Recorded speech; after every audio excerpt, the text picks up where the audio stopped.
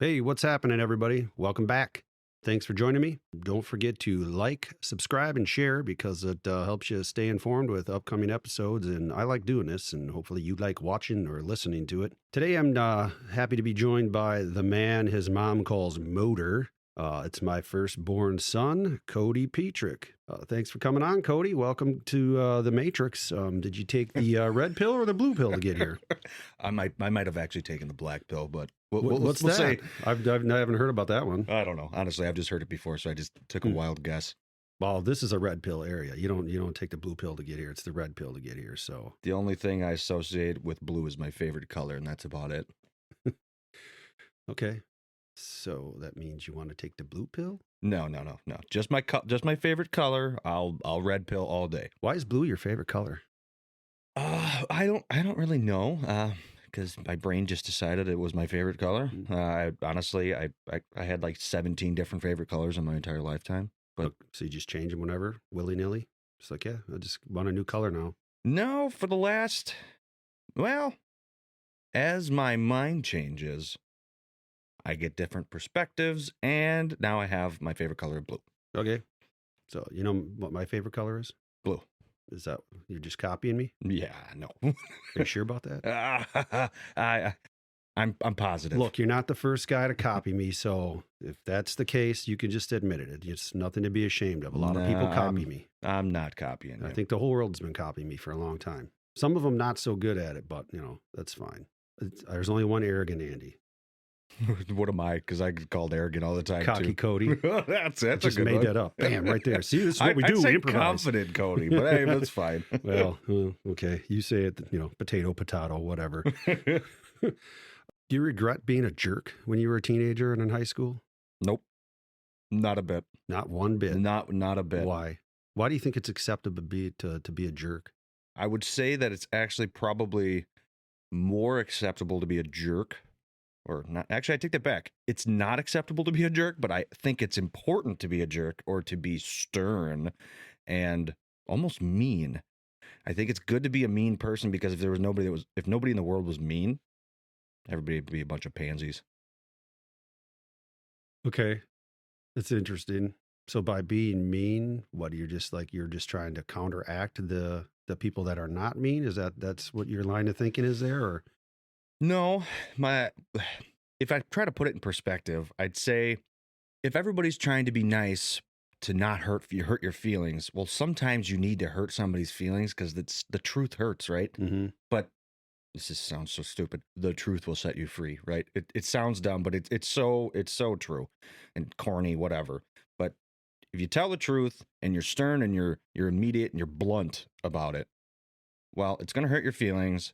But you're either going to grow or you're going to be as worthless as you normally are because you're a wuss. Mm-hmm. Being a jerk to your parents That's a different story. That's what I'm talking about. I take that back. So No. here, let me start over. I'm going to ask the question again, and then I'll answer it for you since you got it completely wrong. Do you regret being a jerk when you were a kid, Cody? Yeah, Dad, I'm really sorry for being a jerk all the time. I apologize for that. By the way, everybody, yes, we are drinking 2 drinks at the same time. That's what we do in Wisconsin. we drink Bloody Marys and beer, and we also talk like this, like everybody thinks we're talking like this all the time, or whatever kind of accent. I just made that accent up. It's not a whatever people think we talk like. We're kind of half normal, right? I think we're probably the most normal, actually, to be quite honest. Maybe. I think so, and it's probably because we drink 2 beers at the same time. 2 drinks two at the drinks same at the same time. Yeah. Some people like 2 chicks at the same time. We like 2 drinks at the same time. Cheers to Sunday Bloodies. There's that. Cheers to that. Zingy. Have you finally figured out that I know everything? I think you probably know more than I would like to admit. But I can actually admit it now that you do know a lot of things. I do think you're a crazy person sometimes, but that's okay because I think I'm a crazy person sometimes too. Oh yeah, the whole world sees that one. All right, well, thanks for the half-ass compliment. Appreciate that. No problem. I do know some stuff, but not everything. I'm working on it though. I know how to do this now. Maybe not good, but I'm getting better at it. Slowly but surely, right? You were in the Army a while back for a few years out in Fort Carson near Colorado Springs, right? In Colorado Springs. Yeah, okay. Yep. Well, I wasn't sure if it was in or near. I mean, I know it's like right outside the city. I'm not, technicalities, but anyways, tell me a little bit about that experience. In a whole, sure, whatever. Excuse me. In a whole, I would say I personally had a poor experience in the Army, but I think that had to do with a lot of life events and whatnot. But I was there for 2.5 years on Fort Carson in Colorado. The unit that I was in was kind of known to pretty much everybody on base that it was a kind of a crummy unit.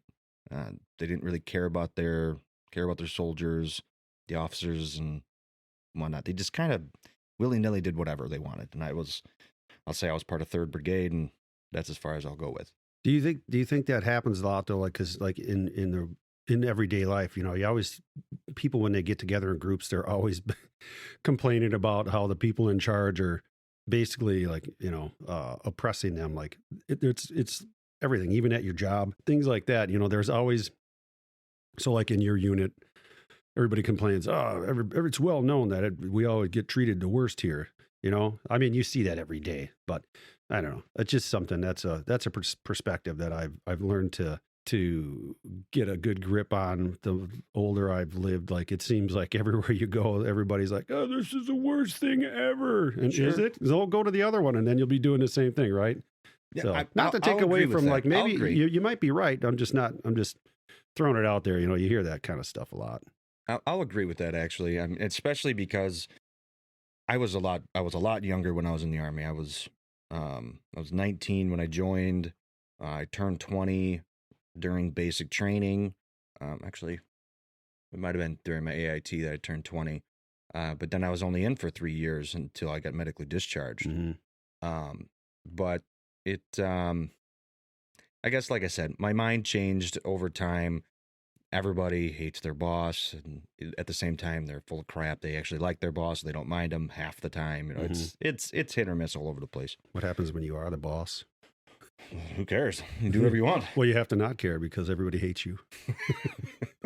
Yeah, okay, that's true. That's why I act like the boss all the time. So you think just acting like the boss does it? All right, that's cool. That's understandable. What did you what was your job, or what do they call it? There's probably an acronym for it in the Army because everything's acronyms. Yeah, puke. I used to hate that everything was an acronym. But so I was my MOS, I believe your acronym. No, my military occupational something.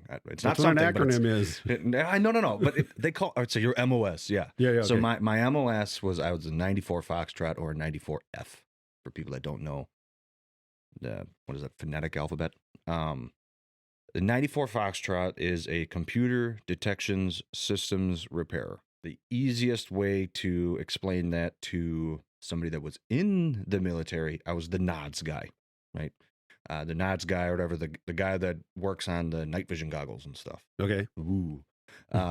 Everybody hated me, but then they loved me because they always wanted their stuff to work. Why? Because everybody wanted to be able to see in the dark?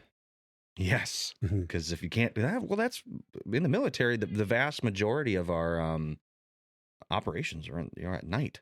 That's if you can mask yourself under night, that's the best. That's why actually one of the most concerning things like with, I guess, for instance, the whole Afghanistan withdrawal or whatever, the biggest problem or one of the biggest problems wasn't just the guns and the helicopters and I don't know if there's any tanks or anything, but some of that stuff was actually we left thousands of night vision goggles. You left them where? During the pullout from Afghanistan, yeah. There was tons of night vision goggles. We left all kinds of stuff there. Right, but that's what I'm saying is a huge concern that people don't necessarily think is a big deal, the night vision goggles, is, well, if you can mask yourself in the dark and you can see in the dark, well, again, we're running around in the dark. We're trying to conduct our operations. If you can see me, well, that's bad. Yeah. That's the whole point, so right? you want to be invisible. Yes. Invisible cloak. Why didn't they just give everybody like invisible superpowers when they join the Army? Because they jab you with all kinds of shit, don't they? Yeah, you know, they do actually. And oh, Jesus, yeah. You think they gotta have invisible powers by now, right? Well, I never got any. I always thought I had them, but I never got Yeah. any of those superpowers. Maybe we should call Bob Lazar, the guy that claims to work in Area 51 that knows all this alien technology. Maybe he knows if they have superpowers there. Bob Lazar. I never Oh heard yeah, of that man, guy. he's got a crazy story. Someday when you got time, Joe Rogan had him on, and that's where I first learned of him. His story is it's crazy. It's the things that he knows like in detail. It would be so hard for you to fabricate something like that. I mean, and his story has never changed. Every time he's gotten interviewed, I mean, he says the same thing. He's not.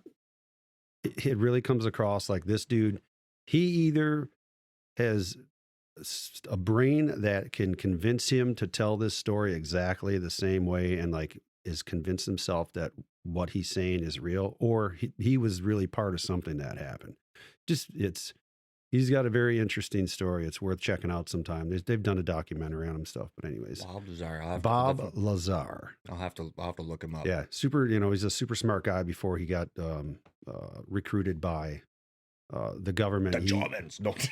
No, not the German. No, it's not that long ago. I think this was back in like the 90s or maybe the 80s when he was working there.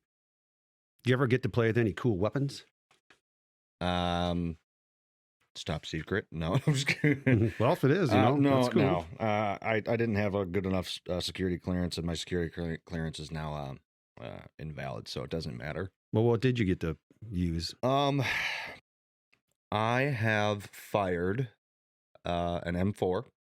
I have fired a 302 and a 320. M4 is a rifle, isn't it? M4 is a rifle. What's a 302? A 302 is an attachment to that M4, or at least it was an attachment to my M4. It went underneath. It was a grenade launcher. Okay. So I had that attachment, or I'd fired that one. Did you have to get enough coins, like, in order to get those upgrades?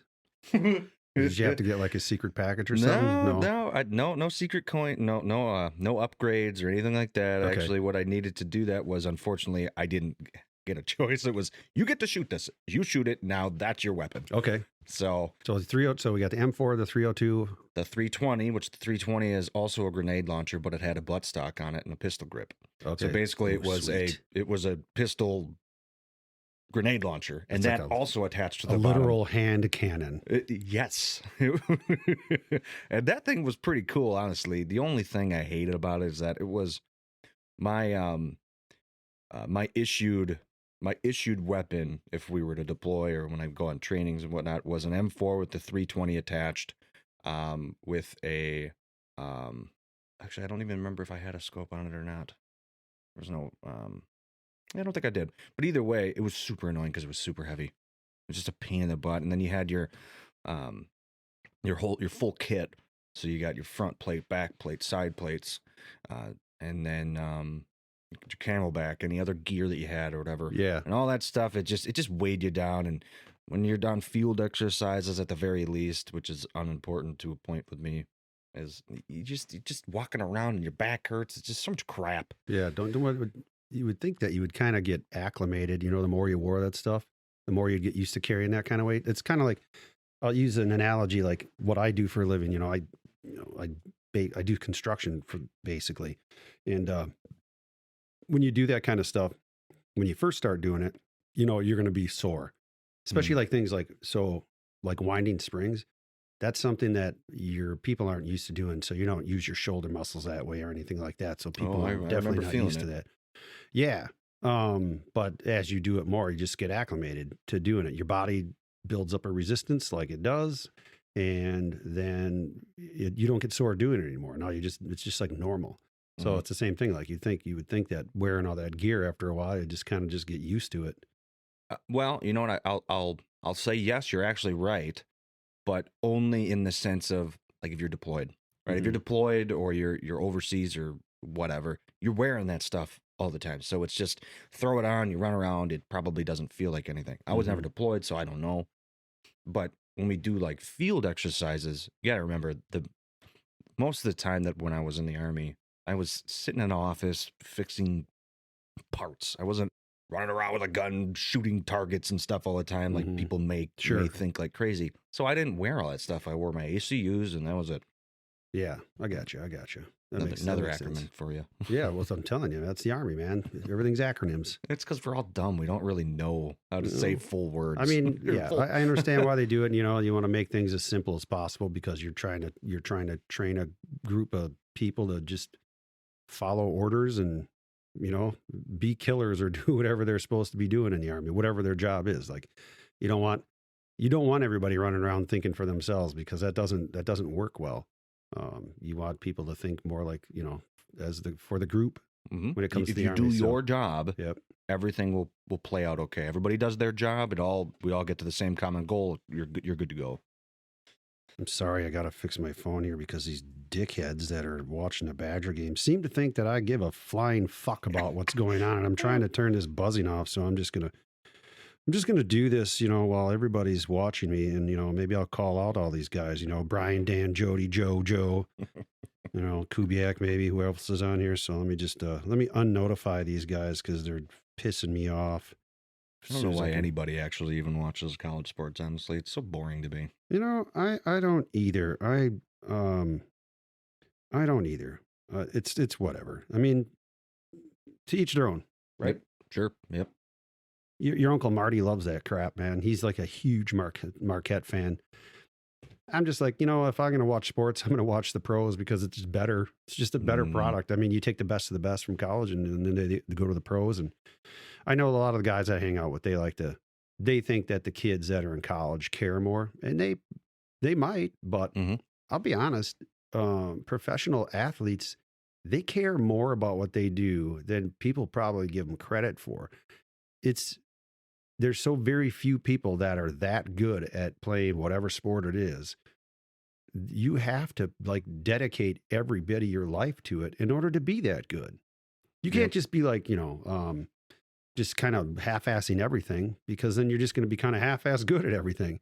You have to like, boom, like, if, you know, I want to be a professional baseball player. Like, you are living that life. Yeah. There's nothing else. Sure. And there are other things involved. I mean, you got to be talented. You got to be, you got to have the athleticism to be able to do that kind of stuff. You just can't be a fatso and think that you're just going to be good at a sport. It doesn't work that way. But there was a guy named Babe Ruth, but well, that's true. All right. I take it all back. Let's start over. You ever ride in a tank? Yes. Yeah? Yeah. How was that? Sucks. Why? It's so compact. Like, oh, it's this big thing. Like, no, man, you're crawling around. You're hunched over, and it's just terrible. Yeah. It's like the most uncomfortable thing in the world. Most of the time you're like crawling around on like your knees, it feels like. And then just think of it this way. If I were to crawl around on the floor here, it wouldn't be so bad because there's carpet. I would think that'd be weird if you were doing that, by the way. Okay, I won't disagree with that. But at the very least, if I were to kneel down for whatever reason. Kneel before Zod? Before Zod, yes. Only before Zod. You gonna eat that microphone? You don't have to have it like you're right there. Yeah, there you go. No, I don't know. Go there, Slick. Hey, Slick, Jesus. Well, I watch a lot of podcasts, and these guys all the time, they're like, no, it's because they're moving. Yeah, because they're trying to keep the microphone the right distance. Yeah, okay, I got you. So do what you got to do. But hey, no, nonetheless, first timer. There's the Wisconsinite. Oh yeah. Oh. So it's carpet in here. It's not that bad. If you're crawling around in a tank, it's a big giant piece of steel. You know, so it's not comfy. It's not cool. Nobody wants to do that. Did you just ride in it, or they let you push any buttons or do anything? Nobody gives me that access to. Did you say, "Hey, can I drive? Scoot over, man. Let me drive for a while." I don't want to drive that big piece of crap. No. What if you're driving around and like start blowing things up? That's not how that works. Did they fire the tank when you were in it? No, they didn't. Thank God. No, I have a good story for you though. Okay, but hold on. That's why we're doing this. I did. So I did ride in one. The driver doesn't fire. There's two separate. So there's a driver, then there's I don't know what it's called, the guy that shoots the turret. Great. Yeah, gotcha. But anyways, a good story for you is I was out on a I don't know what the right word is for it. It's like a mission or whatever, for like a training mission, more or less. And I was out in the field with an NCO, non-commissioned officer, and we were pulling like ammo guard, right? So we were guarding missiles, more or less, or rounds. We were guarding rounds. Okay. And the reason we were guarding was because obviously you need to guard the rounds no matter where you are, even if it's on base. And there was a tank unit that was actually, they were doing their qualification for whether you can actually fire the tank or not. Okay. And, well, what I didn't know is that at 3 a.m, they did this tank qualification. So they were firing these rounds, and I'm in my LMTV, we're just sleeping, whatever. Well, they were firing pretty much at us. Oh, nice. Literally, we were on top of a hill, and then the cliff came down. They were firing at the cliff. Oh boy. So I remember being with the NCO I was with, and we both woke up like, "What the fuck?" Because it was just like, just like, "Oh, that's weird."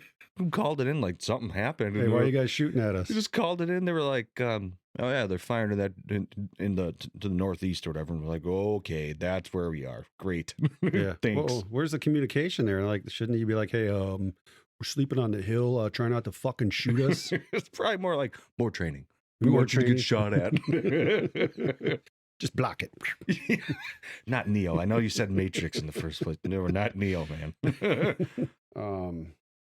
So when you were out in I was going to say California, out in Oh, hell no. Colorado, there was a rumor going around. I don't know if you heard this or not, but there was a rumor that just like Uncle Rico, you could throw a baseball over the mountains. Is that true? No, that's not true. I could throw a baseball around the world. Around the world? Around the world. Have you ever met Uncle Rico? No, only No. Uncle Marty. Does Uncle Marty know that you can throw a baseball around the world? I don't know. I'll have to ask him. That's pretty far throw. Not if it's flat. The earth might be flat. You never know. That's another podcast. I'm gonna have to find somebody that's crazy enough that believes that shit to come out here and talk to me about that. I would find that very interesting. Yeah, it'd be good. Like, oh, you can Yeah. talk the whole time. If you run really fast on flat Earth and get to the edge, do you just like fly off and then, or do you just like flip I to the think other that's side? the one. I think it's just. No, hey, I'm on the other side now. I'm upside down. Not that I can run really fast or anything, but I'd be curious. It'd be a good experiment to try. Yeah. So yeah, I mean, you could throw a baseball pretty damn hard. I remember when you were a little kid. I don't know. There was just like at one point, maybe when you were like 12 or something, all of a sudden I'm playing catch with him. I'm like, oh, this ain't fucking gonna happen anymore. I ain't playing catch with this kid because you just was zinging it in there. And I'm like, whoa, that's a little bit different. Like that's starting to hurt. And Well, you need to learn how to catch a ball, but hey. well, still, I mean, I guess maybe I just wasn't ready for it. Yeah. Like this dude just whipping it in there. And I remember playing softball when you played with us after you, when you were like, I don't know, it was probably after the 19. Army. 19. No, it was before the right Army? before. Before? Right before. Yeah. And the guys were like, oh, Scott Kavosk was like, man, your kid throws pretty hard. I'm like, yeah, you ain't kidding, man. I've been there. I remember Scott used to dodge him. He was playing first base, and I was playing shortstop. I'd throw the ball, and he'd go like, He was probably just stumbling. You know, that's Scott. No, that's Ed. Ed with the no knees. Yeah, Ed. Yeah, but you're pretty good at baseball. I'd ask you if you ever regretted like not doing that, but we all know the answer to that because I think we all regret that stuff. Yep. But you know what? Here's the thing: don't regret it. And I was gonna just say the same Totally not thing. worth regretting it because you know what? I mean, you got to look at life. You look at life like every day. Look at where you are, and looking back is like, man, what the hell? You can't change it, so why even worry about it, right? You are where you are. I could say, yeah, I regretted a million things, but nah. I guess at the end of the day, I don't regret anything because I'm here now, and I'm just going to make the best of what I got to work with. That's period. Yeah. I actually feel exactly the same way. Surprise, surprise. But Yeah, I am surprised. How'd that happen? You're not really my kid, just so you know. That's why I had you on this podcast. I wanted to drop that on you. It's like, hey, you're not my son. Yeah, we don't look exactly the same. Just because you shave your head doesn't mean we're the We same. have like the same beard. We're both fat. I mean, come on. Yeah, again, you're copying me. Again, always copying your dad. Oh, wait a minute. I thought you weren't my dad. I don't know, maybe. I don't know. Okay, yeah, mailman. Okay, fine. I'm your dad. I'll take credit for it. Only the good things, though. I always blamed all the bad stuff on your mom. I do that to my wife. Yeah, too. it's normal. I think that I don't even think that's taught. I think that's just inbred into everybody. That's in your DNA to naturally blame everybody else for everything wrong and take all the credit for everything good. Oh yeah, absolutely. Yeah. CJ will run around and do something awesome. Like, that's my kid. And then he'll like whack his head to the wall because he's dumb. Yep, And, that's like, your kid. That's your kid. Yeah, that's exactly how that goes. Yeah, I know exactly how that goes. Something some people might not know that when you were a kid and you learned how to ride a bike, I don't know if you remember this or not, but when you learn how to ride a bike, you could only ride in a circle. I heard this story, Yeah, you actually. I just, don't like, remember, but When you first learned, it was just like, you just like, I don't know, you just were always leaning one way. So you just like went in a circle. I took you to softball practice. And I think it was the time that I got stung by a bee. No, I don't believe that was the same time. No, you were riding your bike because you had literally, it was like that day, I think you had learned. So I brought you with. I'm like, hey, because we went to Schulte School and there's all this room. I'm like, you can ride your bike, and you're out on the field riding your bike in the circle, like if somebody was running the bases. Because again, you could only ride the bike in a circle. And I remember Ed Jakes going, doot, doot, doot, doot, doot, doot, doot. Yeah, we all had a good time at your expense. It was funny. Yeah, that's the way it goes, isn't it? Yeah, it's always at your kid's expense to a point. At somebody's expense. It's just funny. Yeah, that's especially guys. Guys love to have a good time at somebody else's expense. Oh yeah. Yeah, you hang out with some of the same guys I do. You know how that goes. Yeah. You want to go to Born of Osiris and Attila with me? When? May 24th. Where? It's at the rave. Is that the rave? Yeah. Yeah, I'll go. Okay. Born of Osiris. Born of Osiris. They got a new song out, man. It's a jam. Isn't it? I haven't heard any of their new songs lately. Yeah, I think they're getting ready to put a new album out. I just heard the new song, and like some of their stuff, like when they had like the album, The Discovery. I think that was like their second, maybe third album. Man, that's one of my favorite albums still. And I really like that one, but then I started to like a little bit less of them. They just kind of changed their style a little bit, and it really wasn't jiving with me a bit. Mm-hmm. But now their last album, I listened to it and I'm like, yeah, this is pretty good. I like that one. And then their new song is really good. I know that's the bad thing about drinking when you're doing a podcast. You're burping in the microphone all the time. I don't know, maybe we should just let it fly. And next time, fuck being professional. We're just going to drink all the time and we don't give a shit. The next time, I'm going to take a big slam of this beer, this good old Busch Light. Yeah, Busch Latte. And just burp right into the microphone. I feel bad for the next person to be on your podcast, though. Well, I disinfect them because I know that people like you probably have horrible breath with your bacteria all over it. Actually, I don't do anything with them, but these little windscreens are cheap. I could always change them out. They make a big difference too.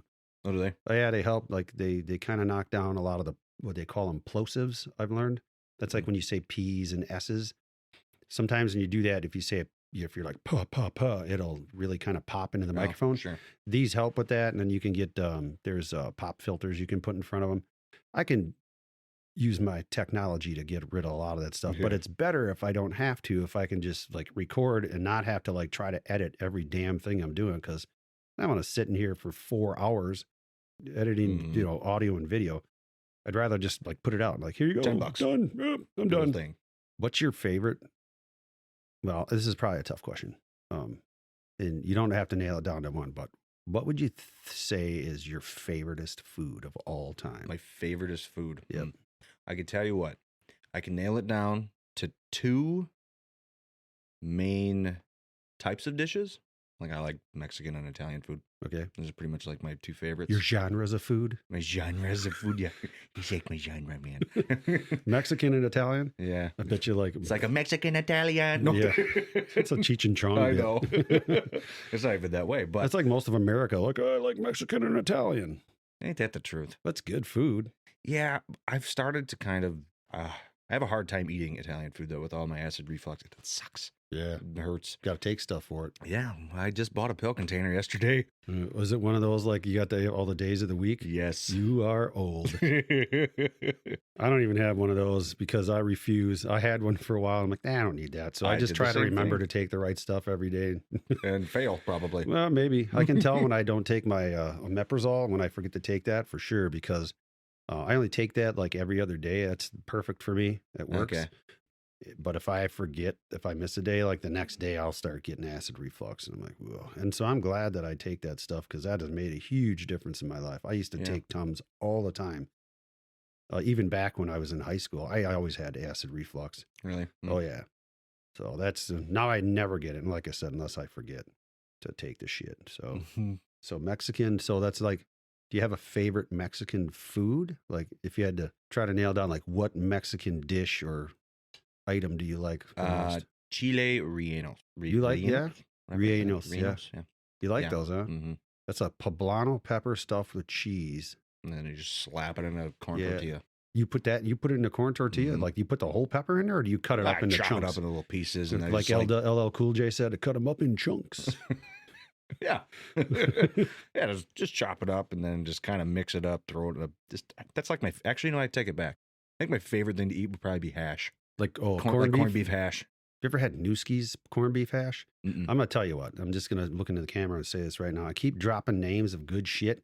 You people, if you see this, you better start throwing sponsorship money this way, because I ain't got no problem giving you some free advertising here because your shit's good.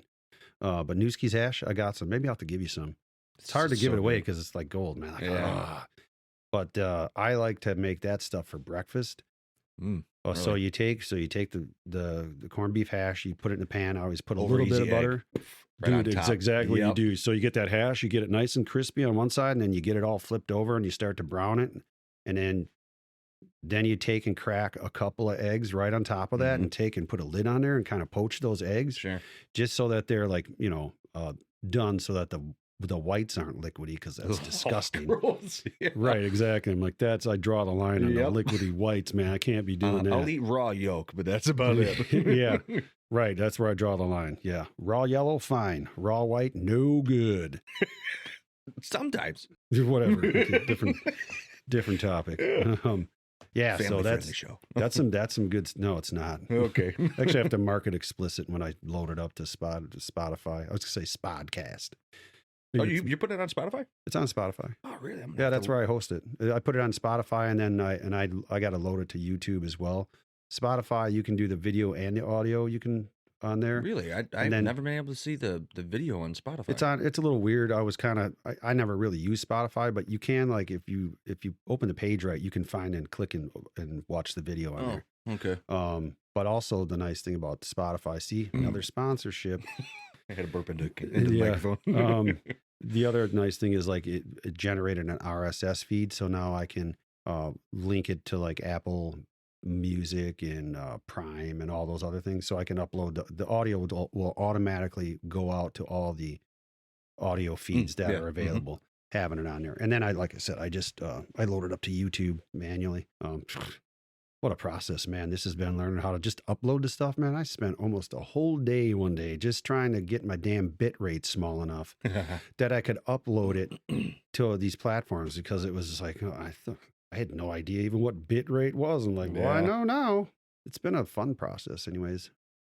I enjoy it. Like, the part of it I like the most is like just having people over and just shooting the shit. Yeah. Talking about stuff. I was actually really excited to do this. I mean, it's like... You look excited. Did you pee your pants? Shit my pants. Oh, boy. I need my Depends. Thank you, Joe Biden. Liquor or beer? My wife will punch me in the head. Liquor. What kind of liquor? Whiskey. What kind of whiskey? Good whiskey. Would you like me to break it down even further? No, good whiskey. So you like bourbon. Yeah, bourbon. Bourbon's good. Or any good, like a JMO. Is that considered good? I wouldn't say JMO is really like a... Or like what a if I said whiskey. just good Irish whiskey? Well, see, and that's the other one. I only know two decent Irish whiskeys at least, and that's your Jameson and your Tullamore. Yeah, I like Tullamore more. You ever heard of Bushmills? Mm-mm. My buddy Jeff Floyd. You know Jeff Floyd. Yeah. He'll yell at you if you want to drink JMO. You want to drink Bushmills, you loser? Why? I don't know. Ask him. Whatever, Floyd. Yeah, Bushmills is good though. I've had it. Yeah, I like good whiskey. I like both. So again, you answered wrong. You should have said all of the above. No, because I know there's no wrong answer. Well, all of the above for whiskey for the most part, but at the same time, I hate Scotch. Oh, and Scotch that's technically is whiskey, and that's nasty. I have a hard time with that myself. I don't like drinking ashtrays. Just so you know, Scotch people, yeah, you don't need to sponsor me. I'm good. Yeah. Yuck. I don't. Yeah, that's one. Like, and some people do. Brian Vance likes it, and he tricked me last time I was over at his house. He likes everything though. He's like, here, maybe you'll like this Scotch, and he poured me some. I'm like, oh, dude, and then I just tasted like I ate a fire for the rest of the night. I'm like, oh my god, it's so bad.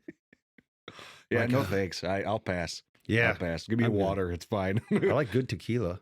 See, I don't. I've been getting into like the good tequila lately, especially like, hey, George Clooney, want to be friends? I like your tequila. You can hang out with John Johnson.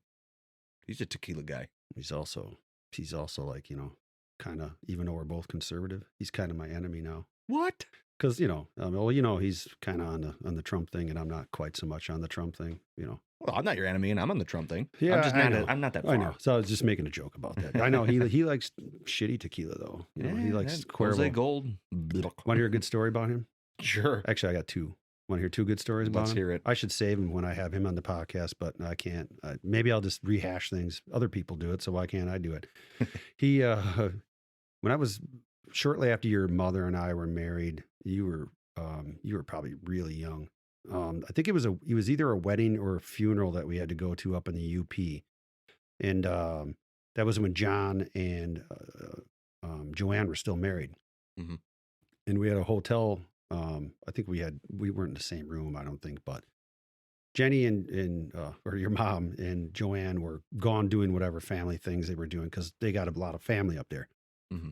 So me and John were sitting back in the hotel room, and he was drinking shots of beer. It was the funniest thing. What? All night long. Like I'm just drinking beer, like regularly, drinking beer out of a bottle. And he's just like all night, he's just pouring shots of beer, drinking them out of a shot glass. That's kind of like tone himself down or something. That's just not how he is. He's just goofy. He's goofy that way on purpose, I think, sometimes. I don't know, for whatever reason, but I remember I was like laughing. that dude. He's awesome. Oh, yeah. Yeah, he totally is. Yeah, it was that was a funny story. And then there's another one when I played softball with him. Uncle Salami. Yep. We played for JQs, and we were at the bar after the game, and I can't remember who said it was a good idea, but they were making him shots because he didn't drink a lot, but when he did, he wound it up pretty good. But he just didn't drink much. It was just very, very occasionally. So he was drinking Cuervo, and somebody had the bright idea to put Tabasco in there. And so he had one. He's like, "Oh, these are really good." And there's probably a name for the shot, but I don't know. And he had a bunch of them. And I remember like seeing hangover medicine. I don't know, but it was like, it didn't sound like a good idea to me. Like Tabasco in a shot of tequila. I'm like, that sounds like a disaster in the making. Well, it was, because the next week when I saw him, he's like, "That's the worst thing I ever did, man. My asshole was burning so bad the next day from all the Tabasco and the tequila." So you'd rather just drink Tabasco with a shot of tequila in that. Yeah, some of that stuff, like, you remember Haduru? Yeah. Your mom's cousin Yep. that lived with us for a while. Mm-hmm. He went hunting with us one year when we went up by John's place. And he called it a hot green toad. That's it was a shot. Oh, man. I think it had like ginger brandy in it, and it had something else in there. And we're all having a good time. It was the night before the opener, right? Because, that's what everybody does. They get all fucked up before the opener. And, get up at 3:00 in the morning after you went to bed at 2, drinking a million beers. And then you just go and pass out in the woods, and I didn't see anything today. I wonder why. You were sleeping. Exactly. But he like ruined the entire night. It was me, Ed, Jim Guerin was there, and John and Mike was there. And he's like, "Here, have one of these shots." And he got us all a shot. And it was the most disgusting piece of shit I ever drank. And we were all like, our moods just went like, ugh. And we went home. We were like, "Oh, that's it. We're done. Tap out. That was terrible." Yeah, it was awful. What a terrible idea. So if you're watching this, Haduru, thanks a lot, you jerk. Don't ever do that to anybody again. It was mean. Your dog's running in his sleep. It's my pony. He likes to run. All right. So here's a question for you. This one might be tough for you. What is the air velocity of an unladen swallow? Well, I don't know that. What do you mean? African or European? Yeah, right. I don't know that. That's one of the greatest movies ever. I swear I'm gonna. You know what? I need to show my kids. They'll probably hate it. They might like it. They might. Everybody's different. I'm glad that you kids like it. I know your mom doesn't really care for that kind of stuff. Kind of like my wife though too. She doesn't care for it. Noelle likes it. She's crazy. Yeah. Does that mean I'm crazy? Yes. Okay. I'm not going to argue. I'm not going to argue at all. Why? What is your favorite color? Yeah. Red. No, green. Red. What is your quest? To find the Holy Grail. Yeah. I fought in your general direction. We got one of those. Yeah, what a great movie. None shall pass. It's Step just a bunny. aside. Yeah. It's just a simple rabbit. She It's got turned these me big into a teeth. newt. Yeah. That's my favorite line. That she I turned got me into a better. newt. Yeah. I love the scene of like, bring out your dead. I'm not quite dead yet. You'll be dead soon. You'll be dead soon. When are you coming back? Tuesday. Is there anything you can do? Maybe. Whack. I'm feeling better. The Oh, lady, shut up. You'll be dead soon. the lady with the cat. Yeah, right. Just in the background, whacking that cat on the pole or whatever. Yeah. Yeah, it's a great movie. That's a good one. That's men's humor, though, isn't it? Yeah.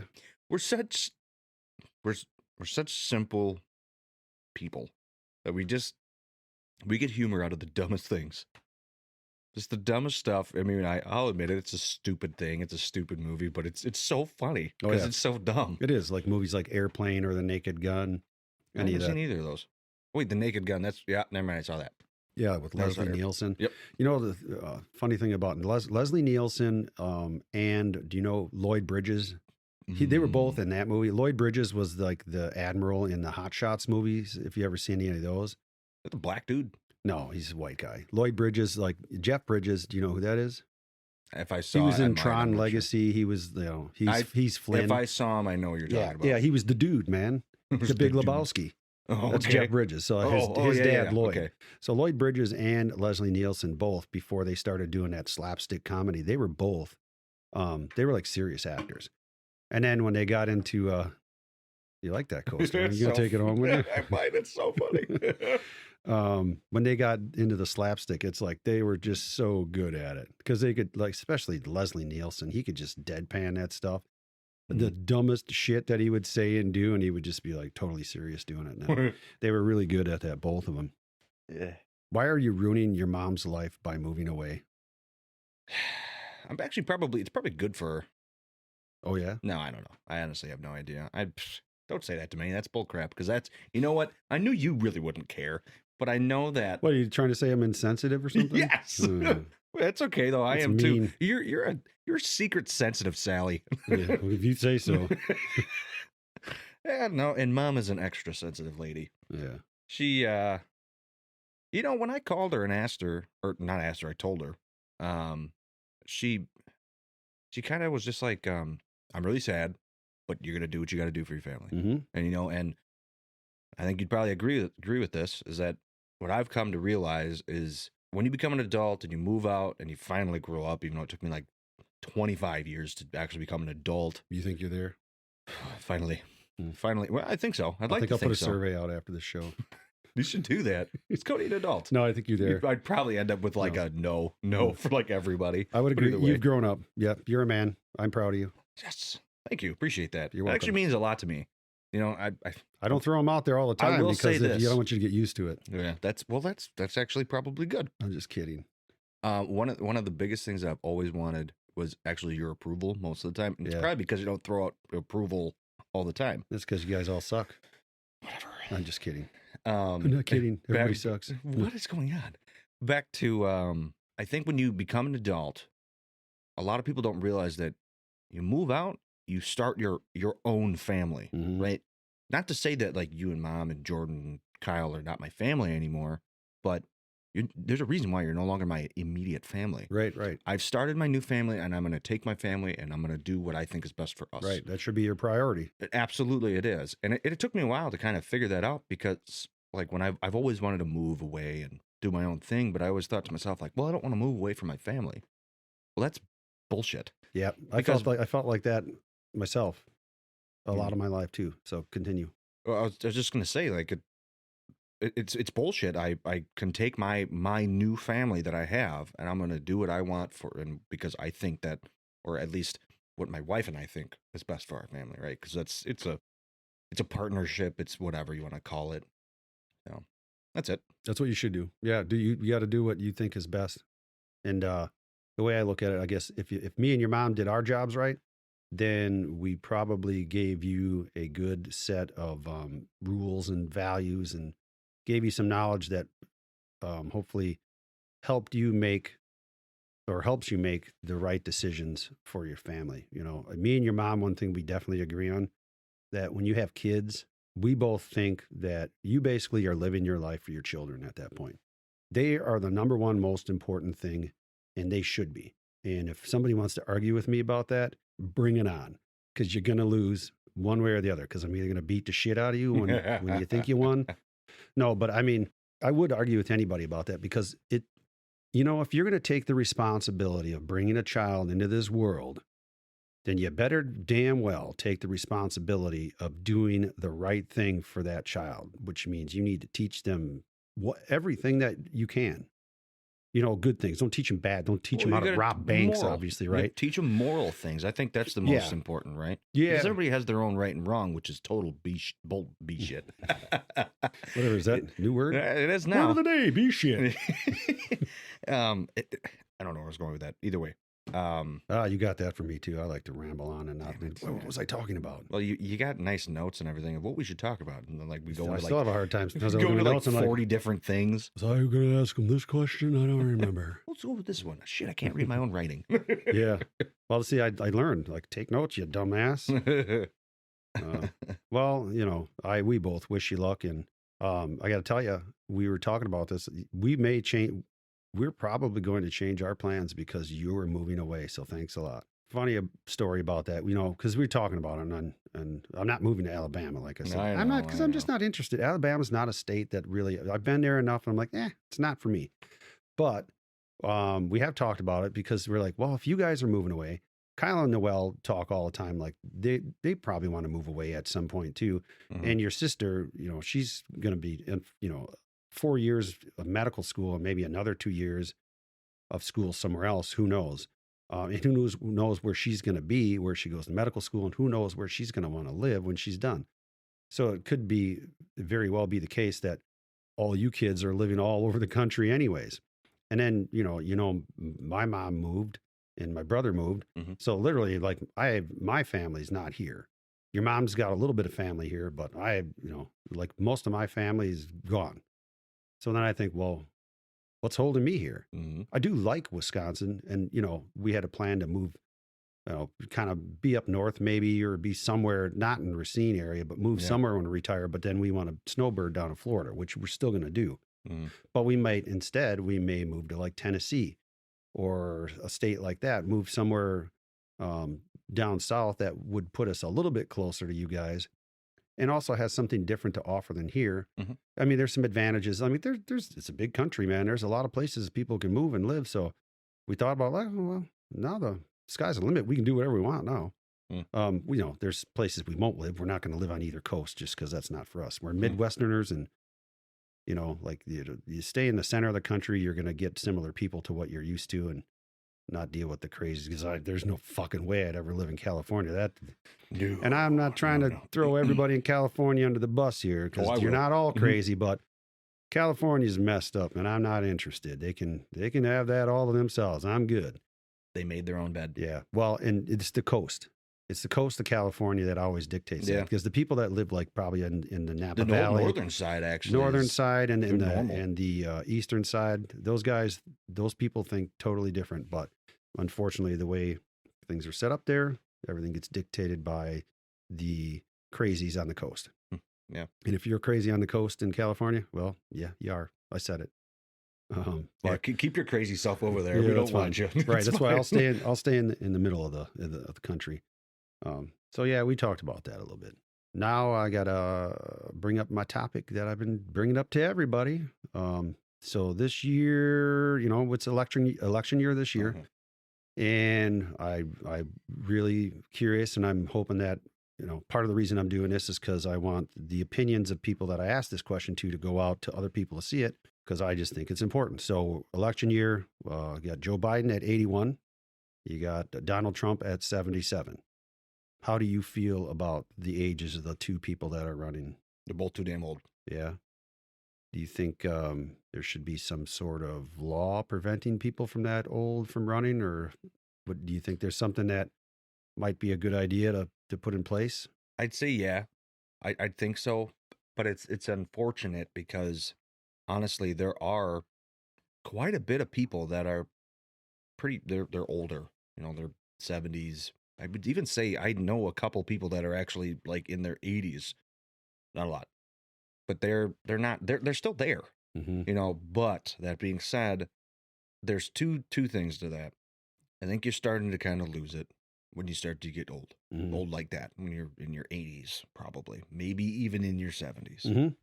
Also, believe it or not, I actually would say there should be a middle ground. So for instance, I'm not sure what I actually think on this, but it'd be like 35 is the starting point and maybe like 65 is the end point. I think Right. 35 is a requirement right now. I'd It have is. to look it up, but yeah, that's Yep. that's You the have to be youngest you can 35. be. But I don't think that was way back in the day. If anybody was that young, because people died a lot sooner back when when this country was founded. People didn't live as long as they do now. Yeah. So 35 was probably more like the nowadays 50, honestly. okay. But whatever. So that's I know it's got to be 35, but continue on the. I guess where I kind of go with that as well is I think that when people start to get, I'm going to say, too old, they become disconnected from what's actually going on in the world Sure. or what's going on in the country. Mm-hmm. So I don't know what the statistics are or what the actual facts are, I should say, of like what the ages of people are that are living in the country. Mm-hmm. But I would almost say that the ages of the people that are living in the country right now should be closer to what your president should be. So it's like if you took the median age, like Yep. here's the middle of the road. This is like, so, you got people on the high end are like 100. Well, obviously people on the low end are 0. So what's you the can middle? have that. 50, right? So Yeah. 50 is a pretty good number. I think 50 is a good age to have a president. Anybody that's watching or listening to this is going to say this guy's a broken record, but I keep saying the same thing over and over again. I think when you're around that age, you've gained enough knowledge. You have a good grip on what the younger people might be looking for and a good grip on what the older people might be looking for, because you're in between both of those, because you might have parents that are older, you might have kids that are younger, so you can see it from both perspectives. So I think that puts you in a good spot to make decisions, decisions that are going to impact other people. Also, like Bill Burr said, the decisions you make, you have to deal with the consequences when you're out of office, right? That's a So good I think one. that's important too. I love comedians because they say stuff like that, and I hate the fact that, nowadays it seems like people are trying to cancel comedians when they say offensive things, but comedians speak the truth in the things that we all think, but we don't say. That's kind of one of the deals that comedians do. And I love that about, like, so when Bill Burr said that, like, he's dead nuts right on. It's perfect. I mean, that's what we should. And recently have started to have a different perspective on that period, because I don't even know if age really makes a difference in our politicians, because I know there's a lot of old politicians that are in the Senate and in Congress that are just out of touch with reality, period. But the reality of it, that's been going on for a while, and I don't even care. Like, I think, like, so Matt Gaetz, I think he's fairly young. He's not real old. Well, he's in his 40s. Okay, so he's in his 40s, but see, you can't tell me that guy is in touch with what the people in this country want. And this is where I'm going with this. Most of these people that are running or that are in office, they're nothing but the elites.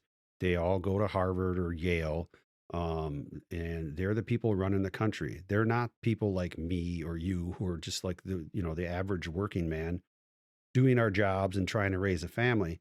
Those aren't the people that are in office.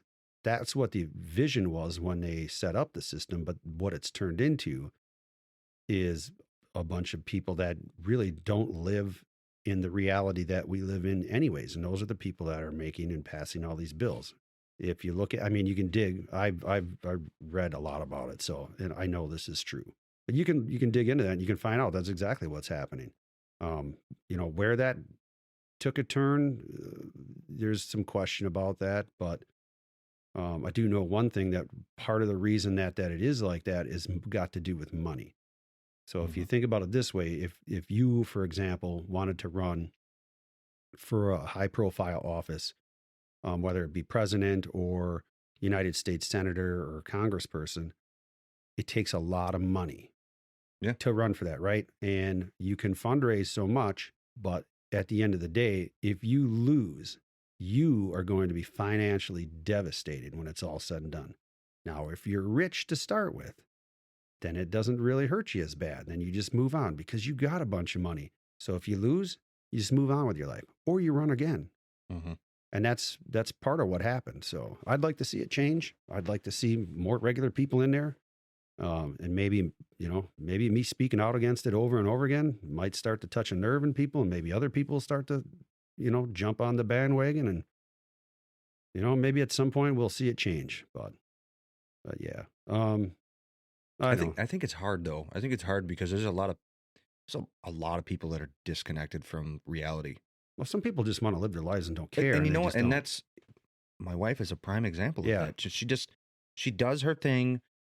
She lives her life with her family. She takes care of her family. She takes care of herself. She hangs out with the people she likes and whatnot. And all the government crap and all that other stuff, which I'm super crazy. I try to stick into politics a lot more than I probably should. But she stays away from it, and it's fine. Mm-hmm. Nothing changes in her life. A president comes in, and then all of a sudden the next president's the complete opposite or something. And Mm-hmm. she's like, who? I don't care. Mm-hmm. I'm doing the exact same thing every day. So I actually try to be a little bit like her, but at the same time, I try to be aware, Mm-hmm. Be aware of everything that's going on. You got to have people with both. Like your mom's the same. She probably follows it a little more than Kaylee does, and I follow it obviously more than your mom does. Because you got to have people, somebody's got to pay attention. I mean, if we just quit paying attention, period, on what's going on, and we don't voice our opinions, the people that are in power, like if you read any history books, one thing I'll tell you for sure, if you just let them do what they want, you're going to live in a communist country at some point or another. And I don't care what country you are, but you cannot. Power is a crazy thing. And when people get a grip on it, they do not like to let it go. And they will manipulate things in order to keep that power at any cost. And if that means that they have to just have to control you somehow so you can't take that power away from them, they will do it. So you need to have those checks. You need to have people saying, hey, look, this ain't cool. We need to stop from this kind of stuff from happening. So, yeah, that's my thoughts on it. Yeah, otherwise you'll have somebody walk up to your door one day and they'll break and say we're taking your house. Oh, dude. And you'll have no idea why. Like, well, why? What happened? Well, you're not going to have a say when they, if it ever got to that point. Yeah, back in, before the Berlin Wall came down in Germany and in Russia, it's some crazy number. I might get this wrong. I think it was something like 1 out of 3 people informed on you to the government. So basically, in your family, you likely had 2 people in your family that anything that you said, like if you're at a family birthday party or whatever, if you said anything remotely close that might have been like what we're talking about now, saying that we don't like this about our government, it was likely that somebody was in that room that was going to go back and inform the government. And then, like in Russia, for example, when Stalin was running it, it was going to be probably the next day. They were coming to your door and they were dragging you out of there and they were throwing you into gulags and putting you into these labor camps just for speaking out against something that you. This. Oh yeah, it's true. I don't remember where, but actually, you might even have told me. But it's true. Yeah, that's crazy, and I might be a little bit off on a number, but it's real close to that.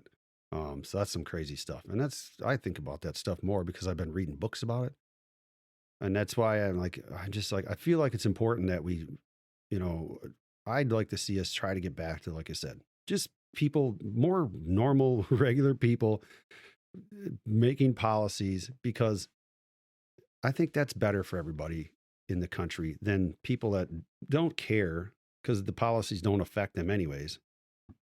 You get to tell me what's good for me, but you're not living your life the same way I do. So I don't think you really I don't think you're in a position to tell me how I should be living my life because you're not living it by the same rules. Not cool. Yeah. But yeah, anyways, enough about the politics. Yeah. This whole show's not about politics. Only part of it. And only this year. Maybe next year. I don't know. Well, maybe I'll change up the format. Who knows? This is everybody's favorite segment. I'm sure of it. Or it's, going to be. I've only got one episode out here, but everybody's favorite segment is the bitch of the day. The bitch of the day. The bitch of the day. That's yeah. And so you gave me a couple ideas for the bitch of the day, and we're going to roll with one of those. Okay. Today's bitch of the day is none other than the infamous telemarketers / nowadays you call them the spam phone calls. I'm glad you picked this one. I got a great story for Okay, this one. let's let her fly, man. That's what this segment's about, man. Get it out there. I got to tell you, if anybody that watches this, you probably could relate if you're close to my age, at least. For probably 4 years, I've been getting the same call, and it's at least once a week. For actually about 2 months at a time, it was like 5 times a day. Either way, it is. I don't know who it is. It's always a different number. It could be a 1-800 number. It could be a no caller ID number. It could be a 262 number. But it's the same damn place. They're the sneaky, same person. Man. Sneaky It's with bullshit. the phone numbers. But the worst part is I've been nice. I've been a dick. And I've just not answered. And I've hung up. I've done it all. And it's the same response all the time. But I do have one good response. So either way, somebody called and, hello, I'm looking for Kenneth. Kenneth, I don't know who Kenneth is. Is it a Mexican guy? Nah, You sound like a he's Mexican. Indian. Well, that's not a Mexican. I don't know. Okay. Is it better? Hello, But anyways, I'm calling you from America. My Right? name is Jim. Yeah, right. I'm Todd. Yeah.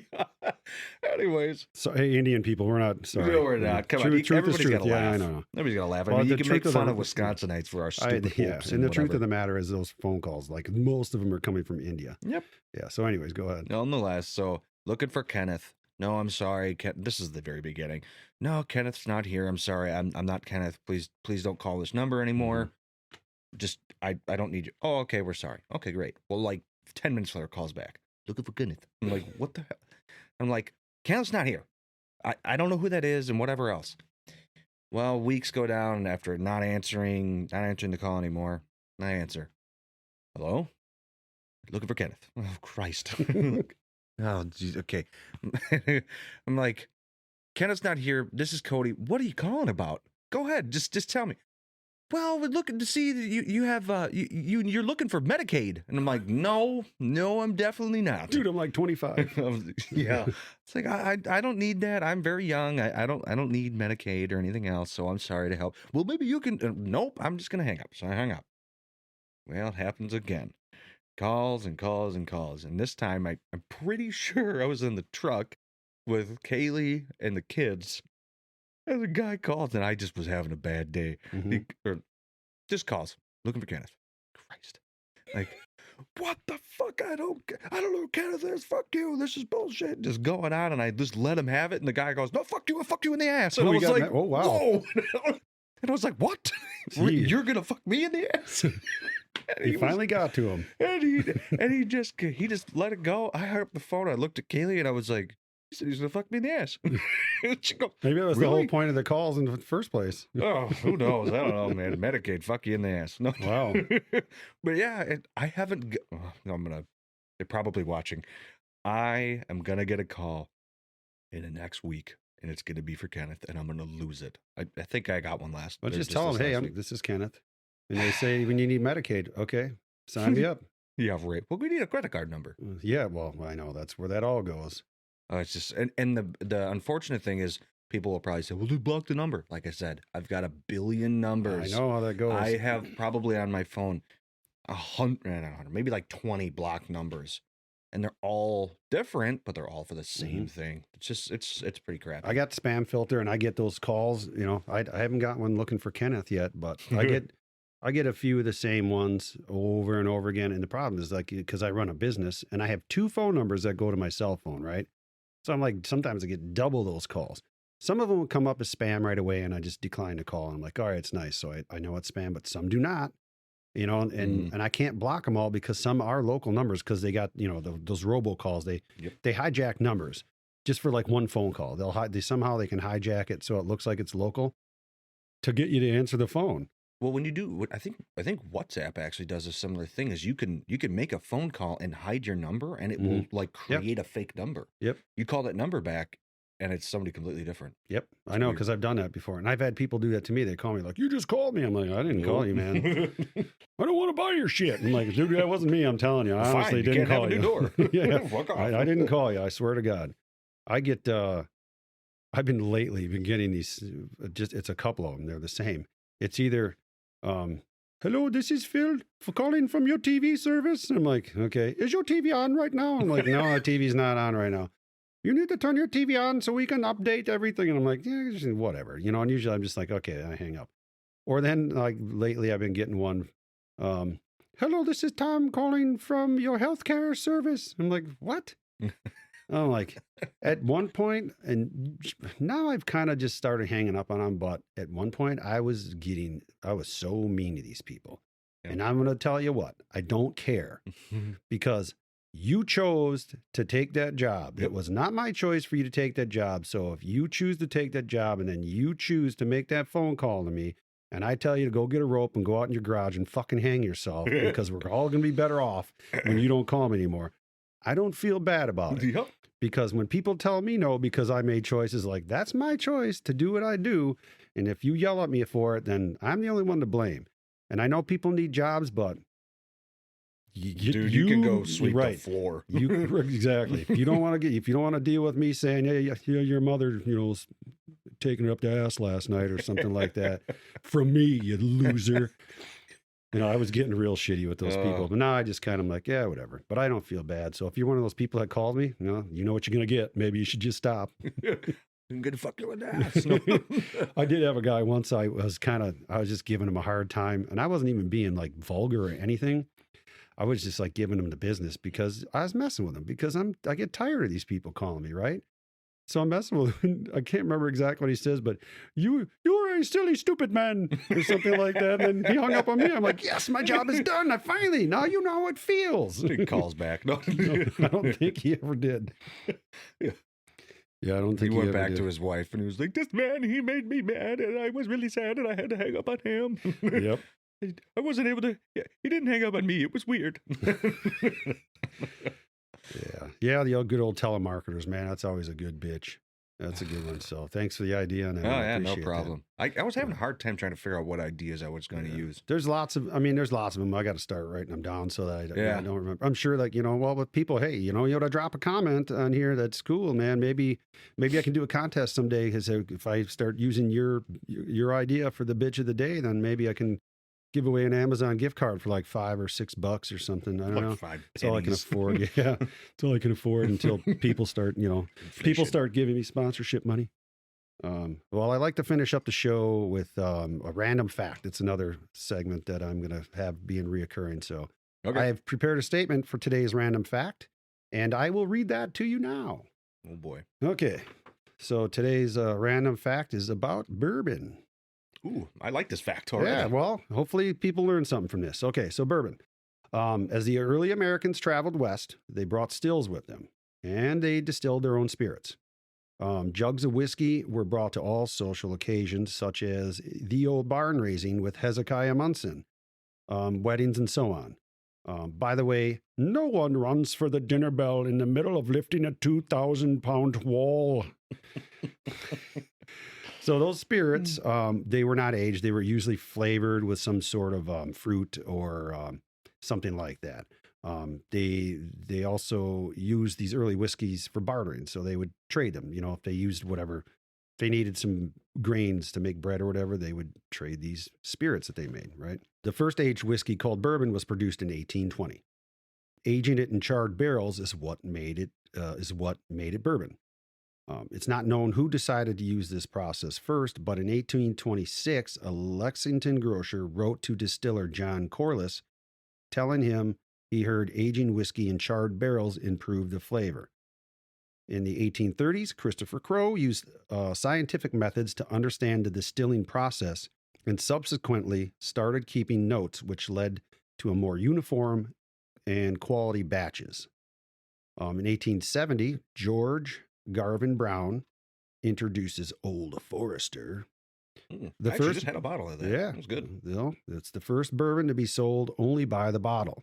In the 1880s, as the bottles started becoming less expensive and easier to get as a result of the manufacturing processes, people naturally started fucking around, mixing whiskeys with other neutral spirits and calling them bourbons, right? Here's the old, the guys, they always gonna be fucking shit up for everybody else, right? Sticking your fingers in the cookie. Uh-huh.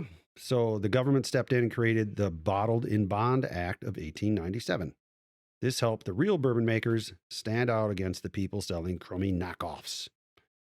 In 1906, President Taft signed off on the Pure Food and Drug Act, which defined the categories known today as straight, blended, and imitation whiskeys. You learning something yet? Yes. Okay. All right. Here's where people get off on the rails or get off the rails on what's considered bourbon. According to the U.S. trade legislation, bourbon whiskey is made from a mash that consists of between 51 and 80% corn. It must be aged for a minimum of 2 years. It must be aged in new white oak charred barrels. Nothing other than water can be added at the bottling process, which means you can put the bourbon and you can, if the proof is too high, you can put some water in there to bring the proof down, right? Okay. And it has to be made in the United States. Those are the requirements of bourbon. So for all you people running around telling other people that all bourbon comes from Kentucky, you're wrong. As a matter of fact, one of my favorite bourbons, here's another sponsorship opportunity for somebody, is made in Breckenridge, Colorado. They make some good bourbons. Well, you haven't had, whatever. I like them. Well, I guess I should. They got a bunch of them. They're good. Some of them are blended like, they do the port cask or the PX cask, and they're standard. They're good. I just bought a bottle one day, and they make good bourbon. And here's why. Lots of the bourbons are made in Kentucky, however, because Kentucky sits on a massive limestone shelf, and the water flowing through the limestone is packed with minerals that yeast need to survive. So good water equals good bourbon. That's why so many of them are made in Kentucky, which is also probably why the Breckenridge bourbon is good, because you're up in the mountains of Colorado. Yep. Good water equals good bourbon. I was just going to actually kind of tie into that and say, I bet it's because the natural springs off the mountains. Because I remember being in Colorado Springs and in Denver, same thing. So if somebody watching or listening wants to get a hold of the Breckenridge dudes, like, give them my email. Call me up. I'll wear a shirt. I like the Breckenridge. I just like bourbon, so I'll wear a shirt. Yeah, bourbon's good. So the temperature fluctuations between seasons are also a big factor why they make so many in Kentucky, because allowing the whiskey to pick up the flavors from the barrels as they expand and contract. So, colder winters, warmer summers, that also is a reason why they make a lot of them down there. So, anyways, any questions? Nope. Good. Thanks for coming on. Absolutely. Thanks for having me. It was a good time, and hopefully we can do this again. Yep. Well, I don't know when, but yes. Well, bye.